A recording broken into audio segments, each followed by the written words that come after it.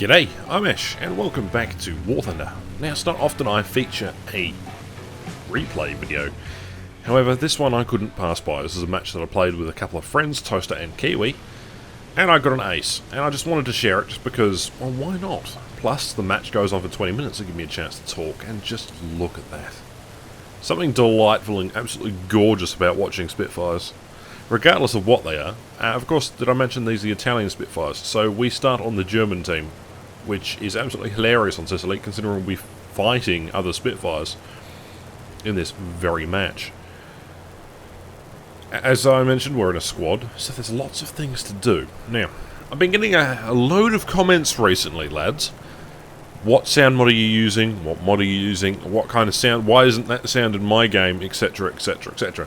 Guys, I'm using a sound mod. It's called Epic Thunder Sound Mod. It's on War Thunder Live. It currently has a public version for ground forces, but not for aircraft. I'm currently one of an exclusive handful of people who've been granted access to test the aircraft side of things, and it just makes everything sound that much better.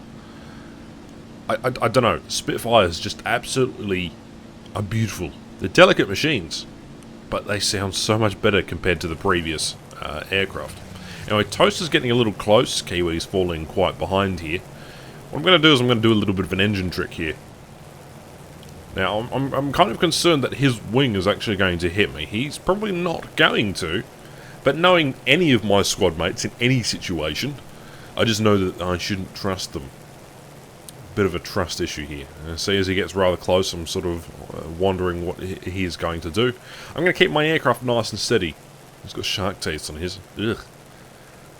Now, question to all of you. Do you put shark teeth on your aircraft? Or your tanks? I certainly don't. I used to. Anyway, he's getting really close, so I'm just going to do a sneaky pass here. Just drop the throttle just a little bit. At which point, I remember in live comms, Toaster goes, "Oh, you effing arsehole, that was a perfect formation." Regardless, it's time to turn in towards the battle. And I'm trying to investigate where all these sounds are. Now, we are on Sicily, one of the best Italian maps ever. And I don't really feature replays because replays are kind of boring. I prefer to have the live, raw gameplay. There's something about the live gameplay that doesn't necessarily detract from the experience, but the replay doesn't capture the full entire thing. It's an idea to what it was, but nothing short of just complete boredom when viewing a video, and it doesn't really make for interesting gameplay. We've climbed off to the left here. We're losing and gaining altitude. You know, we've turned in. On the horizon, there's a boomerang. There's a bowfighter. So now we're just going to point our aircraft that way and just hope for the best. So that's what we're going to do. Italy got a handful of Spitfires during the Second World War. When Italy switched sides, the coalition government that they had the first batch of aircraft were VB Tropicals, so 1943 model. So a fairly, decent upgrade compared to what they were using. I think they're using some German stuff as well as some G55s, or even earlier CR32s. So a worthy upgrade for sure. But I just love the Spitfire. Any version of the Spitfire. You give me a Spitfire and I'll be happy for days. However, you give me a boomerang and you'll just make my day. So, if anything, Spitfires are cool. They're graceful. She's an absolute beast. She's a queen. She's lovable. But the boomerang is just an absolute little monster. A little bastard of a monster. And I'm really quite concerned because that boomerang might end up by cleaning up some of our grand attackers. That being said though, there's a Focke-Wulf on his 6. I'm just sort of looking around because I'm hearing noises and things. Sound mod makes some interesting noises, that's for sure. Now, I'm spinning the camera around too much. We've got a bowfighter, a P61 ahead. I'm looking down and around me because there are things that are being attacked. And again, I spin the camera around too much. This is a habit of mine. I do apologise. It doesn't make for a pleasant viewing experience, that's for sure. I just tend to always flick around.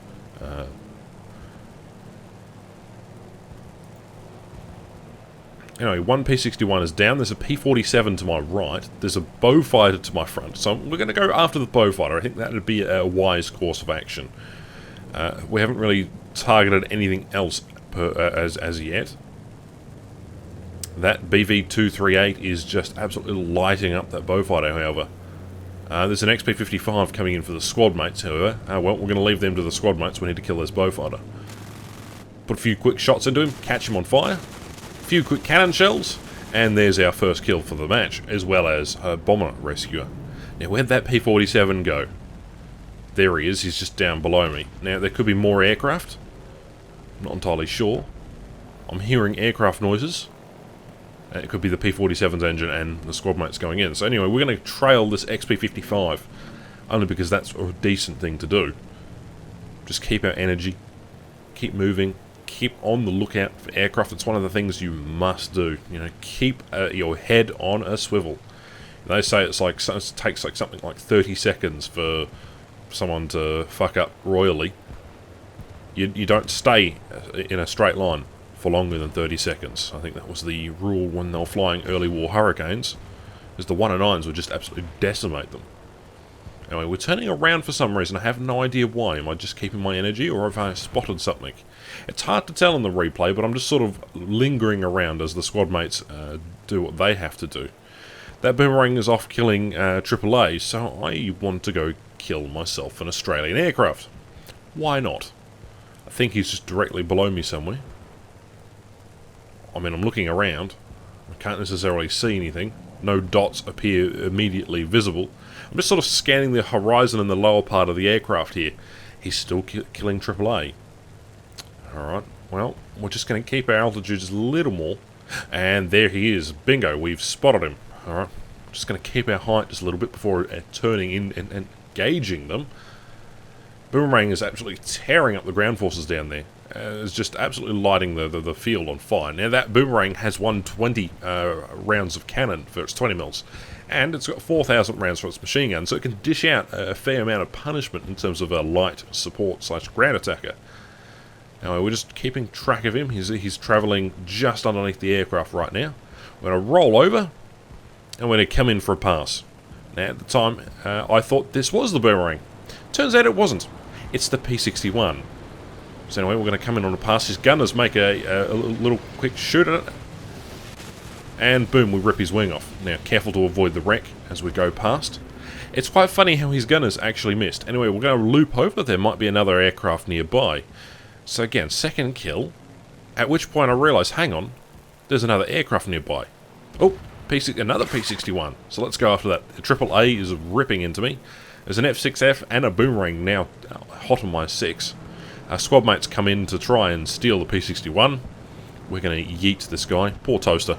He only gets a couple of hits. We're going to roll around. Just pull on the 6. The gunners aren't opening up just yet. Lead the target just a little bit. Put a few rounds in. And there we go. That's our third kill.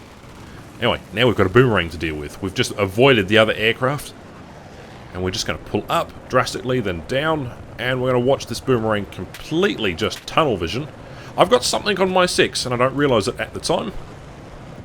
Where is he? Come on. Get a couple of shots. Nah. Only a couple of hits. You know, he's still active. 2 aircraft on my 6. An F6F and something else. But anyway, the Boomerang goes down, and because I got a critical hit, I kill him. Anyway, time to go after the F6F. Knocking off critical parts. I knocked off his elevator there. Sorry, his aileron. Just rolling around. My squad mates are screaming at me to maneuver. I'm already on 5 kills, and that was just too quick. Now I'm going to pull around here, and Toaster Biscuit gets the kill, which I get supporting fire for. Kiwi, unfortunately, gets 3 teamworks, but the end result is, well, it's time to go back to base. We've endured a little bit of damage, and I want to rearm the cannons. Now, something else I forgot to mention about this particular replay. My fuel and water had run out completely. I have no engine, and I didn't realise this, which is why it would have made an absolutely amazing match. Not only did I get 5 kills, but I'm coming in extremely slowly. I've just stalled out, I've run out of energy. The aircraft is now starting to descend, it's slowly picking up speed. The propeller is now just windmilling, and my aim is to get it onto that taxiway and try and land and rearm. It's a crucial point and period, so we're just going to sort of get the best camera we can. But just imagine, your engine is basically dead, you're basically stalling, and you're coming in for a landing. Terrifying, right? Just going to come in, and there goes the engine. It's completely stopped. The propeller is still spinning somehow. You know what?